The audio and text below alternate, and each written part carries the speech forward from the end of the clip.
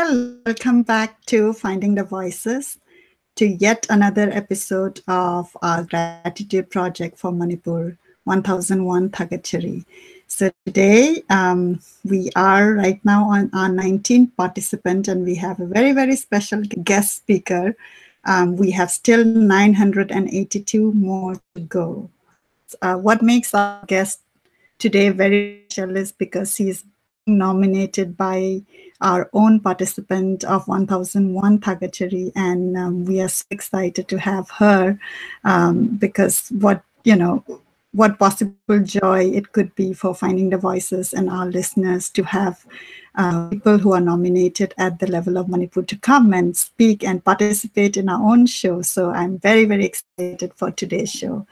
Without much delay, let me introduce you to our guest today. It's none other than Urmila Chanam. Hey, Urmila, welcome. Hi, Monica. Thank you so much for this honor, for being there on Finding the Voices. It's been some time that I've followed your work.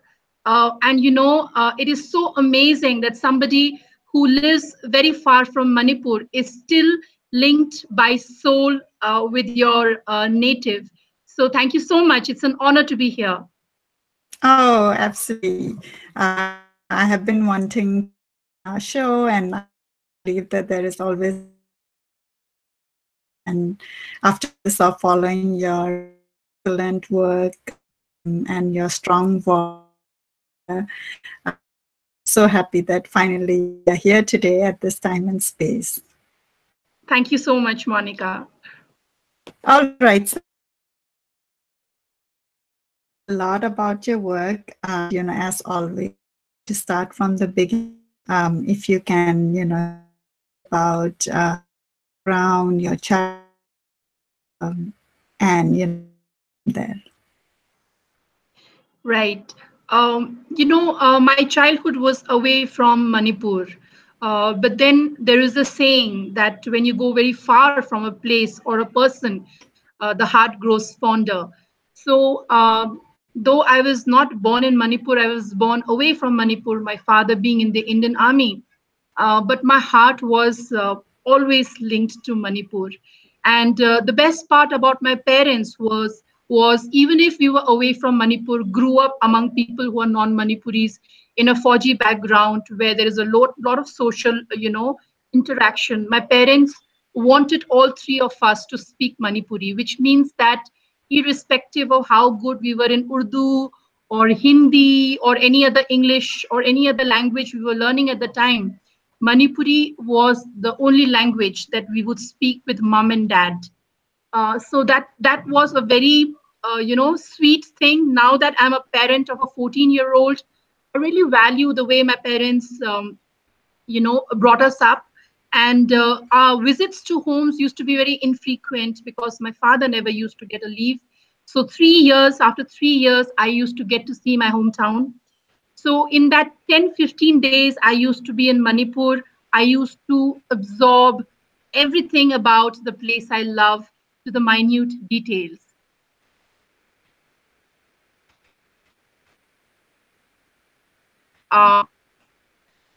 And the love is very strong.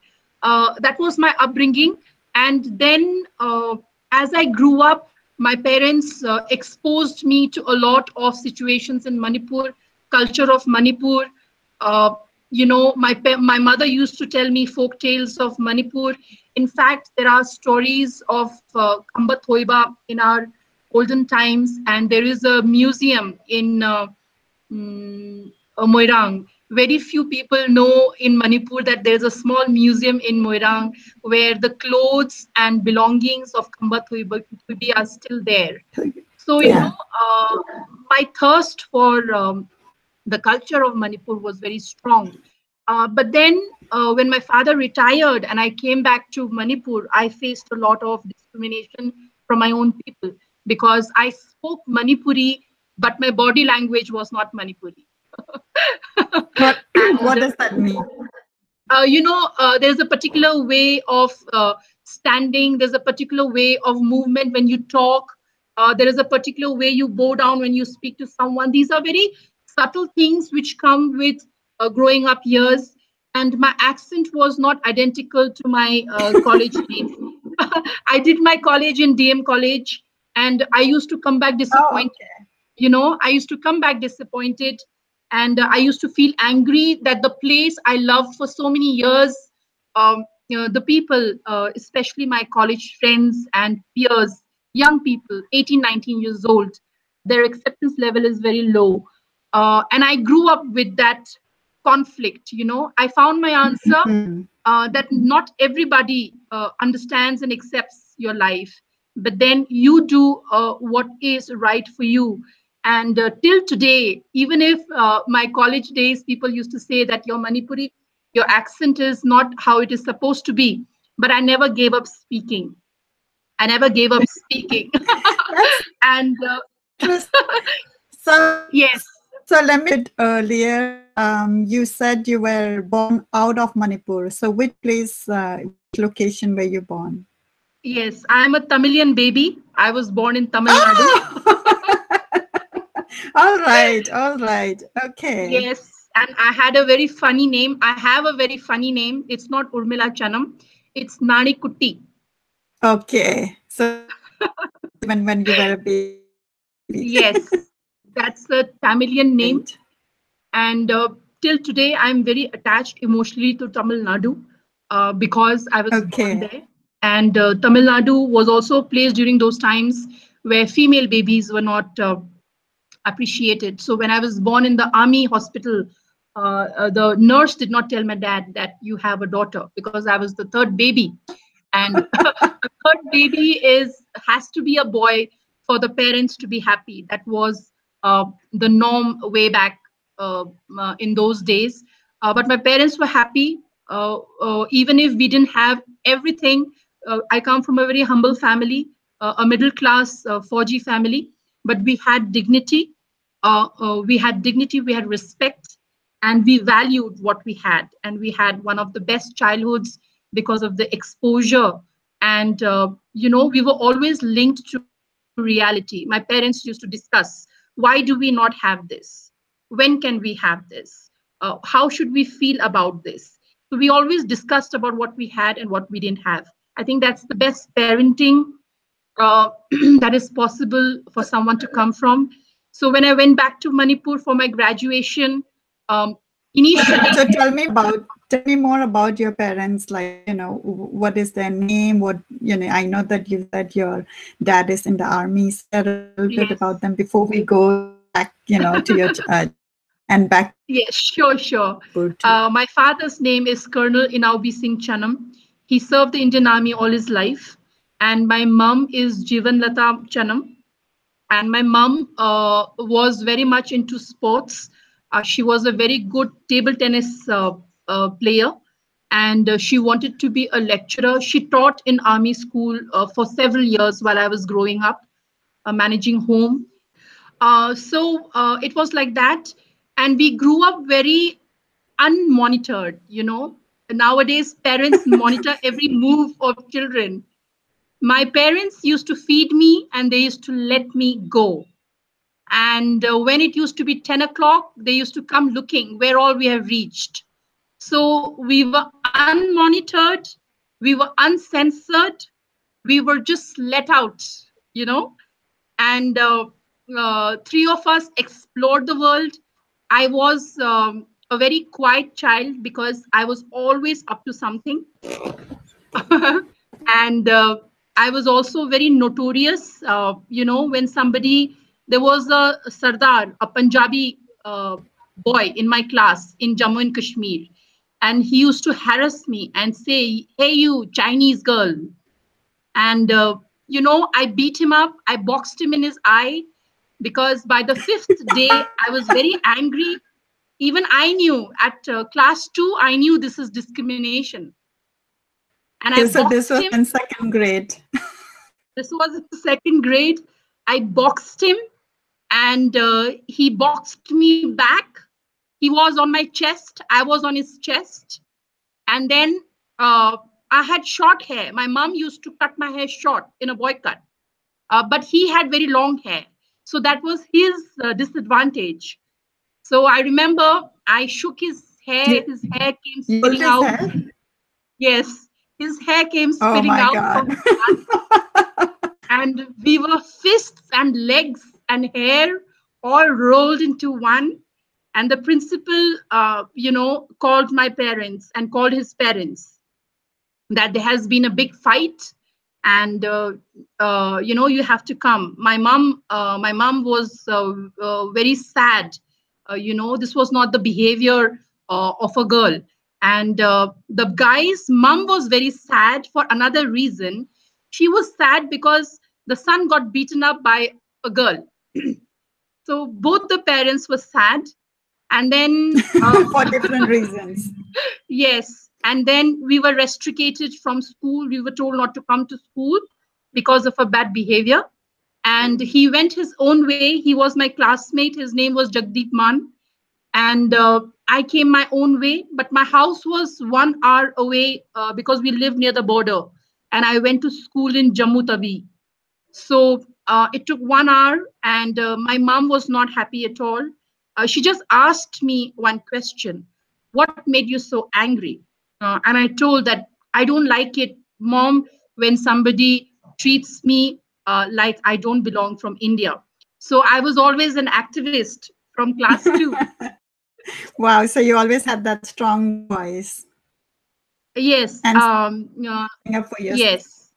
I cannot see wrongdoing, and I get involved in every women-related crime, petty crime, injustices in workplace, friend circle, neighborhood, which is not good. I know I need to take a more objective stance, but that's just how I have been. So your So first that's my impulse is to just, jump out, get yes, involved, and, express yourself in what you believe yes, in. yes. Now I don't box anyone. So did you ever meet him again or never? Yes, I met him. I believe he's an army officer. All right. So I hope that someday he will listen to our podcast and figure out it was a childhood memory and it was something, Yes, like yes. which triggered These you. friends Why of it mine. triggered Yes. you to box him was, not to have violence or anything, but because of what Yes. he said. Very Yes. interesting. So you mentioned you were born in Tamil Nadu, Yes. and this incident happened in Jammu. So looks Yes. like you This. have been traveling all over India. So can you Yes. share a little bit about, your growing up phase and travel within India and how that has shaped your personality and impacted your life? Thank you, Monica. Very important question. I grew up in several parts of India, from Tamil Nadu, in Wellington, a place called Uti. I went to Rajasthan in Kota. Then from Kota, Rajasthan, I grew up in a place called Jodhpur, very famous for Rajput dynasty, civilization, and kings and queens and bravery. From there, I went to Allahabad. I also have a lot of exposure in Allahabad in Uttar Pradesh. Uh, I grew up in Allahabad during the time when Indira Gandhi was assassinated, and when Rajiv Gandhi came into power. Bhagna fought for elections against Amitabh Bachchan. That was the time, the political high of UP. That was when I grew up there. Then I also grew up a lot in many years in Jammu and Kashmir, in the borders of India. I grew up in Northeast also. When I was an adolescent, we moved to Northeast in Assam, different parts of Assam, including Guwahati, Karbi Anglong. I'm aware of Karbi and Bodo culture. I've lived with them, played with them, hung out with them. And then finally, Manipur. And Nagaland also. Nagaland also, I grew up in Nagaland. So if you see south, north, west, central, or eastern part, I have gone to all these places. And many people visit, many people go for their vacations. People like to go for weddings, conferences, but that's different because I lived there 3, 4 years. I had So you friends had the full from there. experience of the place, knowing the Yes, people, the food, the culture, and yes. everything. The food and the culture, even the sentiment, sentiment also varies from one place to another. What are people sentimental about? And it's beautiful. The more I saw of India, I felt that, it's such a beautiful country. And the biggest strength of this childhood was I understand many languages. I understand body language a lot. When I spoke about body language in the initial part of the conversation today, body language actually gives away the emotion of the person. So the body language is very specific. Religion is something I'm very tolerant about. How to treat elders in the society. What kind of foods you can eat and announce that you're eating in different parts of the country. Yeah, Yes, yeah, I can imagine because India is very diverse in many ways in different parts of it the is places. very You have to be very diverse. sensitive. Absolutely. And, being empowered, being a modern woman is a different thing. And being sensitive to somebody's sentiment and being human and humble is a strength, you know. So that is the biggest, Thank you for yeah, saying. I think you have put it very beautifully because sometimes I see, young people coming out like, oh, women's right and uh, freedom of speech. But, there's that line like where we have to be tolerant also and sensitive and being yes, humble, exactly like the way you have said. Some yes. things are there, some beliefs are there which each community believe, and we don't want to really encroach, hurt other people necessarily. Yes. And then, when you understand somebody's culture, something very beautiful happens. When you understand somebody's culture and you behave in accordance with their culture and sentiment, there are two things. The person immediately starts to notice yours. You know, And that's you're more human behavior. accepting, when you're more accepting, open and Yes, willing and genuinely from the heart. I agree with yes, you, and people know that. And there's that continuously, like, you take an interest with them about their food, even about trying, then they take an interest with what your background, what you are about. Yeah, absolutely. I think that's yes. a very important point you brought up. All right. So, back to returning to Manipur, of your childhood experience all over India. Um, I know that, we speak about racism and things like that, but is there something else, which if you can share something great which has impacted you and something which kind of stayed? I know that you did mention about the racism, but that was, when you were in second grade. Um, Yes. so that. Yes. There have been so many incidents, very difficult to pinpoint one. But I remember in Allahabad, when we were growing up as children, you have a lot of demands from your mom. You're scared of your dad, but you make demands from your mom. And my mom is somebody that I'm very close to, even closer than I am to my dad or to my siblings.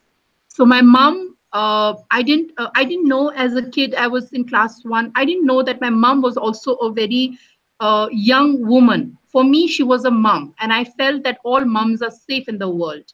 It's a assumption that children have, not knowing that your mom is also vulnerable.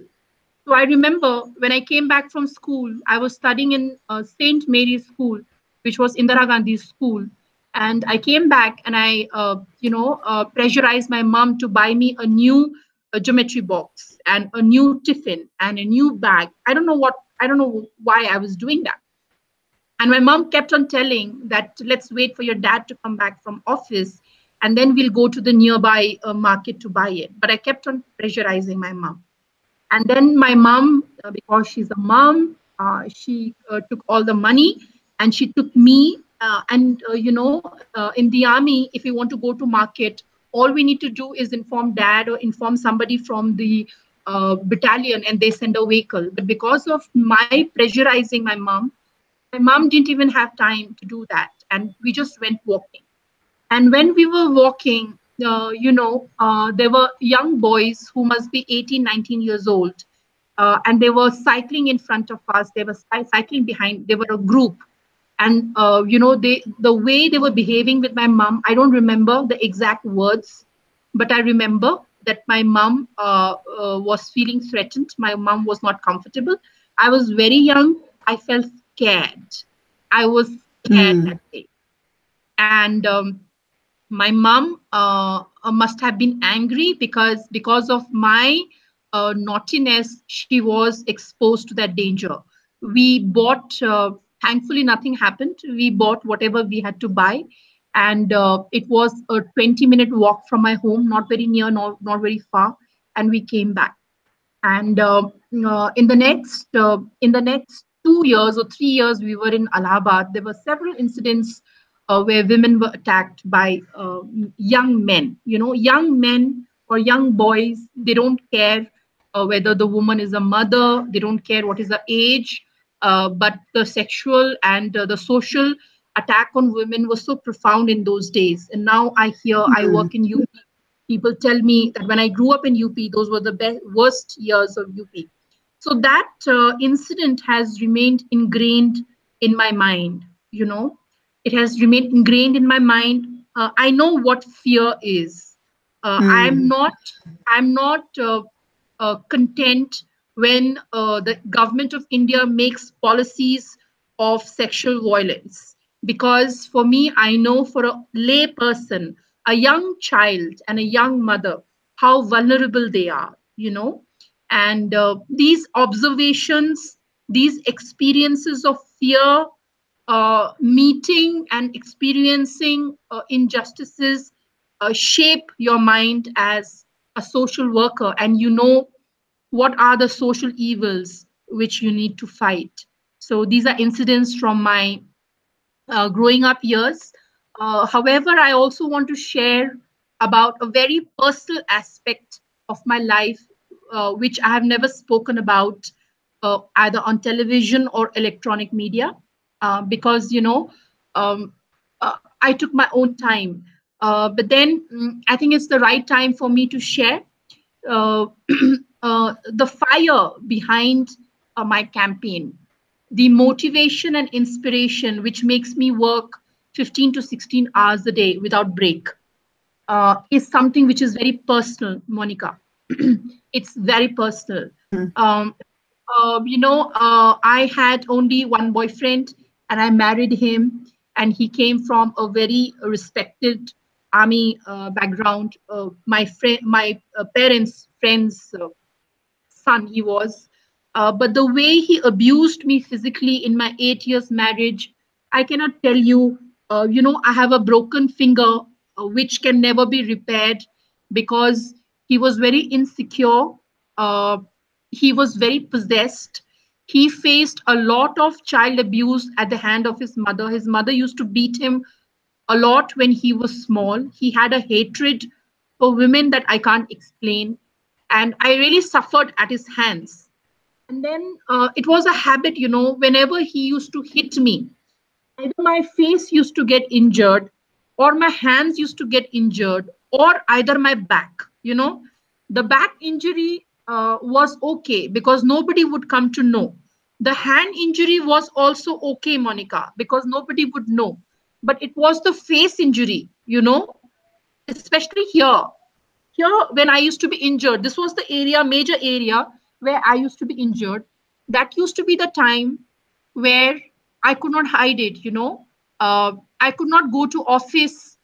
I was working in an international fund for agricultural development. I was in rural development as a young professional, and I did not have a separate chamber. I used to sit with the entire office. So there were four male colleagues, and there were around six female colleagues. And then there were two drivers. And then in another room, there was a computer room. In the other room, there was accounting room. There was a small room where the director of the project used to sit. But other than the director of the project, everyone sat together. So, when my face used to be injured and it takes around 20 to 30 days for your face to be okay, how do you take leave, Monica? You know, how do you explain why you're not coming to work? And this happened in the year 2005, 2002, 2005, 2004. During those times, I didn't even have a mobile, we didn't have Wi-Fi.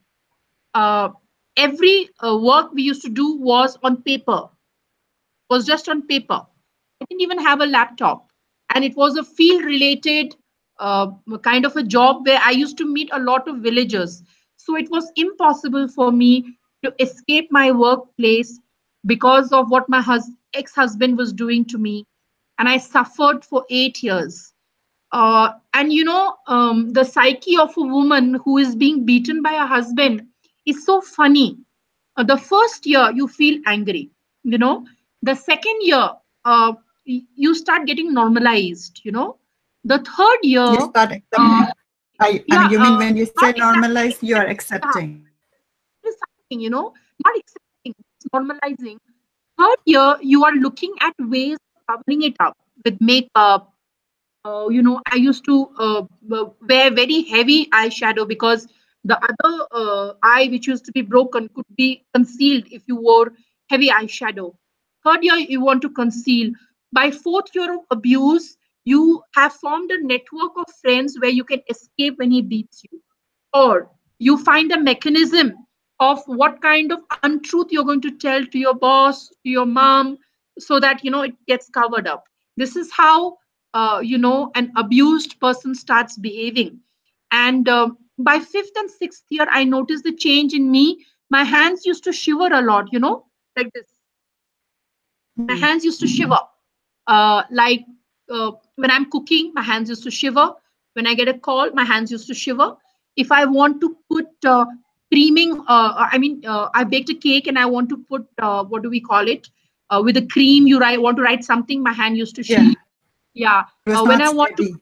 yes, when I want to put a thread into the needle, whatever job which requires precision, I could not do because I was shaking. And I had fear of the phone. I had the fear of the phone. This is a personal, thing I've never shared with anyone except my family and my daughter. When the phone used to ring, I used to shiver as if somebody is about to kill me, because my husband, my ex-husband, I don't know why husband, I say husband, the man I used to be married to, he used to beat me a lot when the phone used to ring, because he used to say, "Who is it calling you? Your time should be for me." So it was like that. And then every There time he was a used lot to beat of me. suspicion and insecurity from his end. Yes. And possessiveness, and distrust, and a lot of selfishness, very selfish. And since another detail is he's a doctor, and I found that few doctors can be very clinical, So I had a habit of going to my mom's place or sleeping over in my sister's place or friend's place till things get better. And then one day when I was very seriously injured, my hands were, it was broken. My hands were broken, and I had a broken eye. That is when I decided that no, this is too much. Maybe I should go home to Manipur and look at the truth and look at it objectively, if life is supposed to be lived this way. And that is when I brought my daughter Tamanna. That was the year 2008, I believe, 2006, 7, I believe. I came home with my daughter, who was very small, and I stayed in my parents' place, and for the first time, I told them the magnitude of what was happening. And I didn't want to take a decision. I wanted to check my heart, because this person was somebody I loved. This was not a person who I didn't love. Every time he would beat me, he would cry sometimes and ask me for apology. He would say that he has a problem. His mother used to beat him a lot, and I don't know what happens to him. And then, because it was a love marriage, the emotional bond was very strong, and we both were very young. I felt that, marriage is about sticking to each other and helping each other. My youth went in that mistake that I made, because the violence started only 2 years after my marriage, 2002. So I should have walked out then. And then when I went to Manipur and I stayed there, I think the fatigue of an abusive relationship caught up on me. And uh, the person about whom I'm going to speak today in your gratitude project is a person who is linked to me from that particular phase. I met people who guided me. I met people who told me that you must choose dignity over security. And the security part was, I was married to a doctor who was working in the government, a very secure job, own home, a husband for the society, to tell in the society that you're happily married, all the frills of the society, everything was there. And at other side, there was nothing. All right. So you were talking about your life, about being an abused wife. First of all, I want to tell you how. I mean, I didn't anticipate you sharing this in our show, and I know it takes a lot of strength and courage to come out and share openly, and I really appreciate it, because I think it's stories like this which starts a conversation, which lets other people who are in similar situation knows. And I think especially in our society, we don't talk about it. Everybody says that, hey, it's a part of life, or suck it up, try to make it work. And even I think the person would say that, okay, let me try and work it out. And I think you yourself have stayed in the marriage for 8 years, trying to do the same even after the abuse has started, after 2 years. So I really appreciate you, sharing it and talking it in our show. Thank you so much, Monica.